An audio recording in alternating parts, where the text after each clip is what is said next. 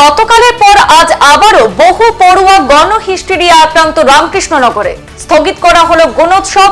ঘটনার তদন্তে করিমগঞ্জ জেলা প্রশাসন। করিমগঞ্জ জেলার রাতাবাড়ী বিধানসভা কেন্দ্রে রামকৃষ্ণনগর বিদ্যাপীঠে গুণোৎসব চলাকালে দফায় দফায় পড়ুয়ারা গণহিস্টেরিয়ার কবলে পড়ায় তীব্র চাঞ্চল্য ছড়িয়ে পড়েছে। বিদ্যালয় চলাকালীন দুদিনে শতাধিক পড়ুয়ার শারীরিক অবস্থা হঠাৎ করে অবনতি হলে আতঙ্ক দেখা দেয়। এতে অধিকাংশ ছাত্রীরা শ্বাসকষ্টে আক্রান্ত হয়। স্কুল জুড়ে আতঙ্কময় পরিবেশ সৃষ্টি হয়। পরে বিদ্যালয় কর্তৃপক্ষ এবং স্থানীয়দের সহায়তায় ছাত্রীদের তড়িঘড়ি রামকৃষ্ণনগর প্রাথমিক স্বাস্থ্য কেন্দ্রে নিয়ে গিয়ে ভর্তি করানো হয়। এই মর্মে করিমগঞ্জের জেলা আয়ুক্ত মৃদুল কুমার যাদব জানিয়েছেন, বিষয়টি জানতে পেরে জেলা প্রশাসনের শীর্ষ আধিকারিকরা ঘটনাস্থলে ছুটে গিয়ে পুরো বিষয়টি খতিয়ে দেখছেন। ধারণা করা হচ্ছে স্কুলে গুণোৎসব চলছে আর আক্রান্তরা সকালবেলা ব্রেকফাস্ট না করে বহু দূর থেকে পায়ে হেঁটে স্কুলে উপস্থিত হওয়াতে এমন কাণ্ড ঘটেছে। তাছাড়া ছাত্রীরা ভীতির শিকারও হতে পারে। এমন অবস্থায় বাধ্য হয়ে উক্ত স্কুলে সাময়িকভাবে গুণোৎসব পর্ব স্থগিত করা হয়েছে। इसमें पाया गया कि 30 से 35 छात्र छात्राओं का सडनली फेंटिंग हुई है। उसके लिए ऑलरेडी हमने मेडिकल टीम और हमारा मजिस्ट्रेट को वहाँ भेजा हुआ है चेक करने के लिए। प्रिलिमिनरी रिपोर्ट के अनुसार एक मास हिस्टेरिया और जो फेंटिंग सवेरे ब्रेकफास्ट नहीं करने की वजह से होती है वो हुआ है। उनको हॉस्पिटल में और पहुंचा दिया गया है, उनका ख्याल रखा जा रहा है और हमने गुणोत्सव को आज वहाँ पे कॉल ऑफ कर दिया है और सेकेंड फेज में जब गुणोत्सव होगा तब वहाँ पे करा देंगे।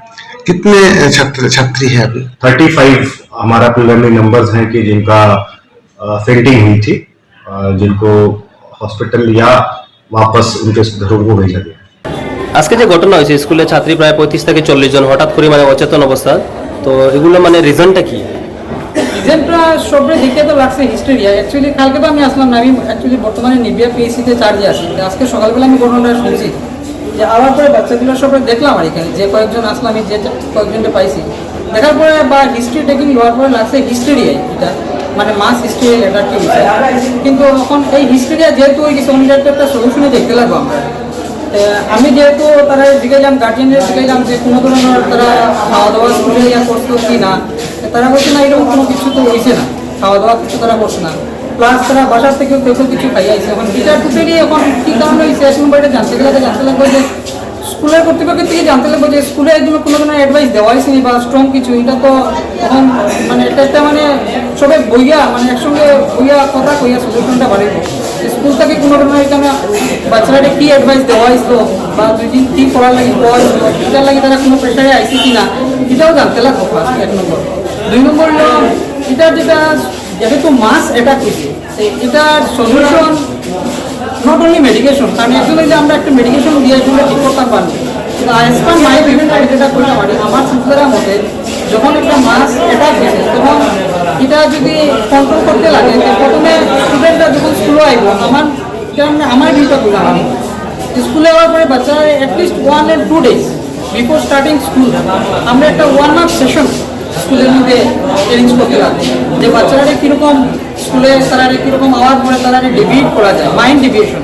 তাই বাচ্চারা যদি এখন একই নমুনায় ডেইলি থাকে যে আজকে এরকম কালকে এরকম যদি আয় অন স্কুলে পড়াশোনার প্রেশারে যদি আয় বা স্কুলের তারা বুঝতে লাগবে স্কুলটা আসলে আমরা কি আইলাম স্কুলে নর্মালি স্টাডি আমরা একটু উত্তীর লাগবে আইলাম।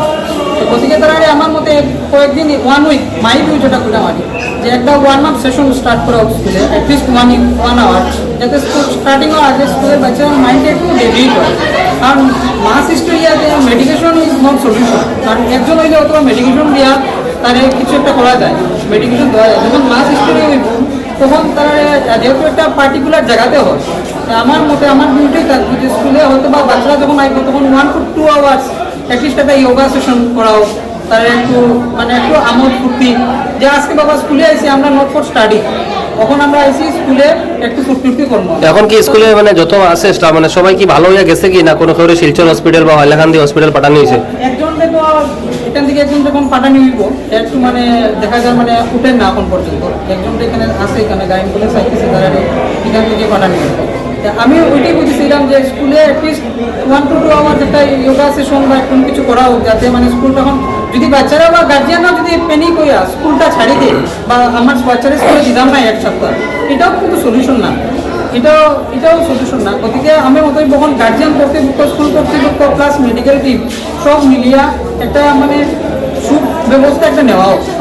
সুব্যবস্থা মানে ওইটাই যে স্কুলের ভিতরে একটা ওয়ার্ম আপ সেশন করা হোক, যাতে বাচ্চারা আমার পরে 1 ঘন্টা একটু আমোদ ফুর্তি করে ডেইলি তারা যে আয়, এটা না যে তারা আইলো এখন বাদ দিল স্কুল থেকে, আমি বাচ্চারা দিতাম না 2 মাস 1 বা 2 সপ্তাহ দিতাম না, এটার সলিউশন হইতো না। কারণ এরকম যদি করা না হয় কন্টিনিউ হয়তো বা একটা আরো কয়েকদিন থাকতে পারে এরকম। ঠিক আছে। স্কুলে আওয়ার পরে বাচ্চারা যাতে একটু আমোদ ফুর্তি করা দেওয়া হোক, যে আজকে বাবা স্কুলে পড়াশোনা নাই, আজকে আমরা একটু খেলবো দেলবো, একটু যোগা করবো, একটু কবিতা করবো, ইয়ে করবো, এরকম যদি কয়েকদিন 1 উইক করা হয় তাহলে এই মাস একটা হয়তো বা আস্তে আস্তে এটা কমে যাবে। ঠিক এটা আছে। আমার একটা মানে সংবাদ এই পর্যন্তই, ফিরছি পরবর্তী অন্যান্য আপডেট নিয়ে। ধন্যবাদ।